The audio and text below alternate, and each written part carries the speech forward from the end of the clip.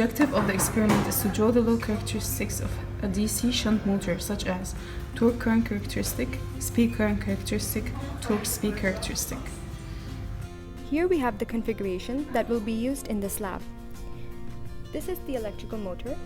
The input of the motor is an electrical voltage. Therefore, we use an AC power 3-phase and we rectify it using a rectifier to get a DC voltage. The output is mechanical. However, we cannot connect a mechanical load due to the safety regulations and the limitations in the laboratory. Therefore, we use a DC generator connected to the motor. Now, the output of the DC generator is electrical, so we connect a resistor box as follows to see the load characteristics. To see the characteristics, we need to measure the armature current, the torque, and the speed of the motor.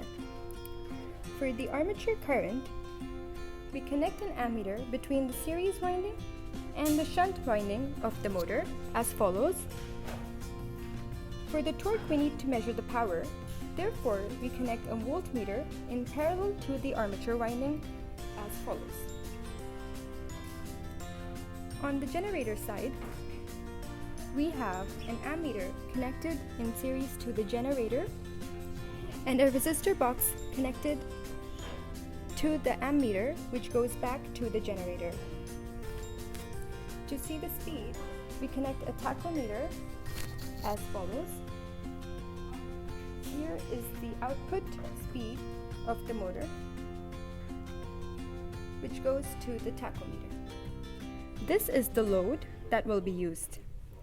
The load is an electrical resistor box connected in parallel as follows. Initially, all the resistors are off, and to see the characteristics, we turn 2 sets of resistors on and measure the voltage at the motor and the current at the motor and see the speed. Connect the circuit as shown. Start the DC shunt motor using variable DC supply and apply the rated voltage. Start the power supply and apply the rated voltage, which is 190.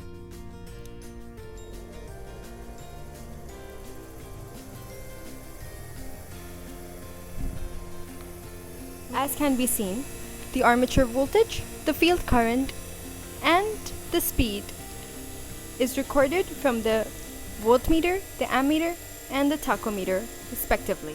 The DC generator is permanently magnetized, therefore there is no need to externally excite it. As can be seen, the motor has been loaded using the resistance box connected to the DC generator. The voltage, armature current, and speed will be recorded. Repeat the procedure for incremental load until the DC generator is loaded above 125% of the rated value.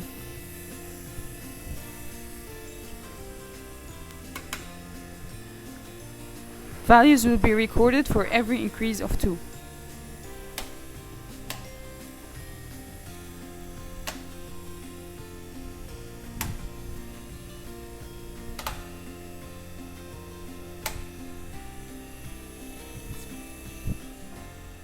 Stop the motor, measure the armature resistance and record it.